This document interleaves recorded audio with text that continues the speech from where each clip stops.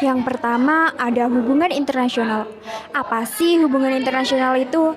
Secara umum, hubungan internasional dapat diartikan sebagai hubungan yang bersifat global yang meliputi semua hubungan yang terjadi dengan melampaui batas-batas ketatanegaraan. Lalu setelah pengertian juga ada tujuan kerja. Tujuan kerja dapat dibedakan menjadi 5, yaitu yang pertama adalah memacu pertumbuhan ekonomi setiap negara. Yang kedua ialah menciptakan saling pengertian antar bangsa dalam membina dan menegakkan perdamaian dunia. Yang ketiga adalah menciptakan keadilan dan kesejahteraan bagi seluruh rakyatnya. Yang keempat, menjalin hubungan internasional antar negara yang bersangkutan. Dan yang terakhir adalah membuka peluang dalam pemasaran produk dalam negeri ke luar negeri. Lalu, selain memiliki tujuan kerja, hubungan internasional juga memiliki landasan hukum. Yang pertama yaitu pembukaan Undang-Undang Dasar Negara Republik Indonesia tahun 1945 alinea keempat. Dan yang kedua adalah pasal 1 Piagam Perserikatan Bangsa-Bangsa atau disebut juga PBB. Yang ketiga adalah perjanjian internasional. Dan yang keempat adalah Deklarasi Hukum Laut Internasional. Lalu, selain landasan hukum, hubungan internasional juga memiliki berbagai asas. Yang pertama, ada asas teritorial. Asas ini didasarkan pada kekuasaan negara atas daerahnya. Yang kedua yaitu asas kebangsaan. Asas ini didasarkan pada kekuasaan negara untuk warga negaranya. Yang terakhir ada asas kepentingan umum. Asas yang didasarkan pada wewenang negara untuk melindungi dan mengatur kepentingan dalam kehidupan bermasyarakat. Lalu setelah kita membahas makna hubungan internasional, ada pula yaitu pentingnya hubungan internasional bagi Indonesia. Mengapa sih hubungan internasional itu penting bagi Indonesia? Karena hubungan internasional memiliki tujuan. Yang pertama yaitu untuk kepentingan nasional. Yang kedua ada untuk memelihara perdamaian dunia. Hubungan internasional juga memiliki faktor yang mendasari. Yang pertama ada faktor internal. Faktor internal yaitu adanya kekhawatiran akan terancam kelangsungan hidupnya, baik melalui kudeta maupun intervensi dari negara lain. Yang kedua ada faktor eksternal. Faktor eksternal yaitu ketentuan hukum alam yang tidak dapat dipungkiri bahwa suatu negara tidak dapat berdiri sendiri tanpa bantuan dan kerjasama dengan negara lain. Selain memiliki tujuan dan faktor yang mendasari, hubungan internasional juga memiliki arti penting, antara lain yaitu menciptakan hidup yang berdampingan secara damai. Yang kedua ada mengembangkan penyelesaian masalah secara damai dan diplomasi. Yang ketiga adalah membangun solidaritas dan saling menghormati antar bangsa. Yang keempat adalah berpartisipasi dalam melaksanakan ketertiban dunia. Yang terakhir adalah menjamin kelangsungan hidup bangsa dan negara di tengah-tengah bangsa lain.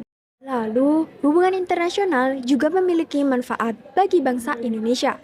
Apa saja? Yang pertama ada bidang ideologi, yaitu untuk menjaga dan mempertahankan kelangsungan hidup bangsa dan negara. Yang kedua ada di bidang politik. Hubungan ini ada untuk menunjang pelaksanaan kebijakan politik hubungan luar negeri yang diabadikan untuk kepentingan nasional. Yang ketiga ada di bidang ekonomi, yaitu untuk menunjang upaya meningkatkan pembangunan ekonomi nasional.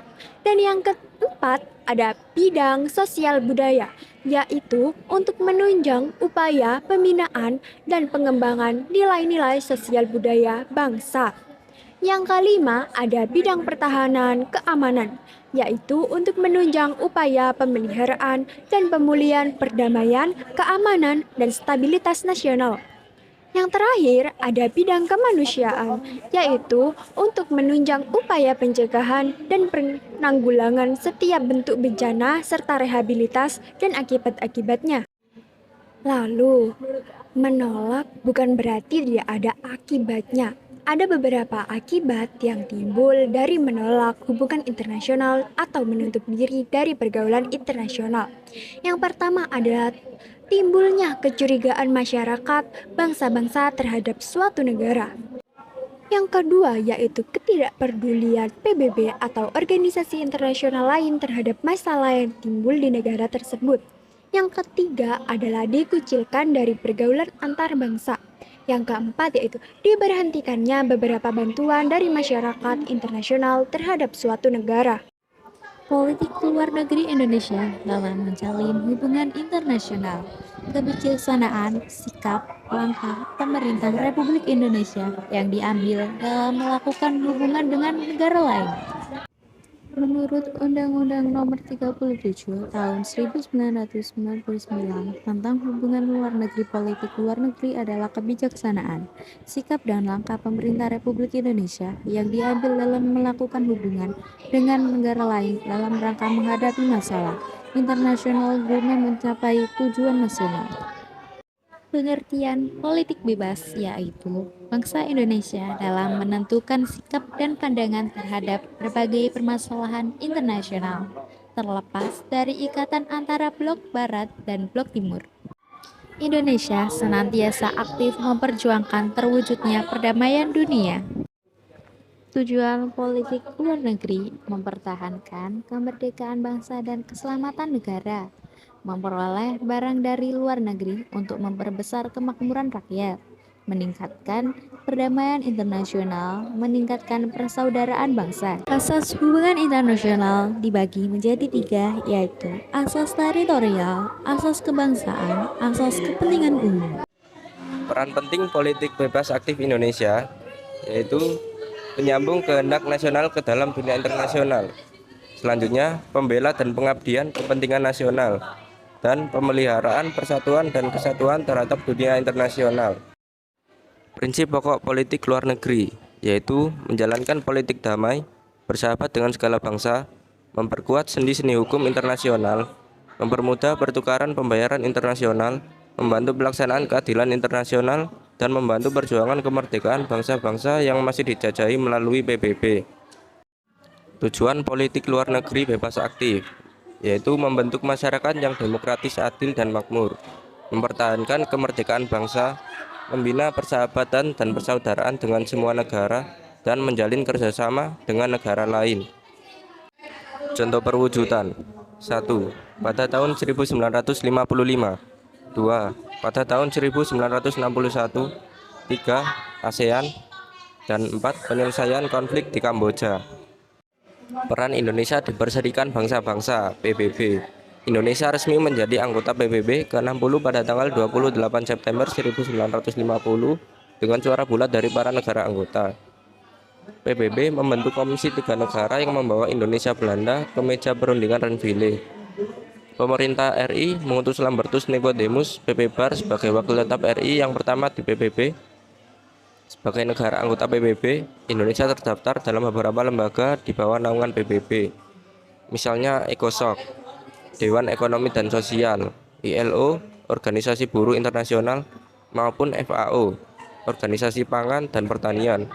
Salah satu prestasi Indonesia di PBB adalah saat Menteri Luar Negeri Adam Malik menjabat sebagai Ketua Sidang Majelis Umum PBB.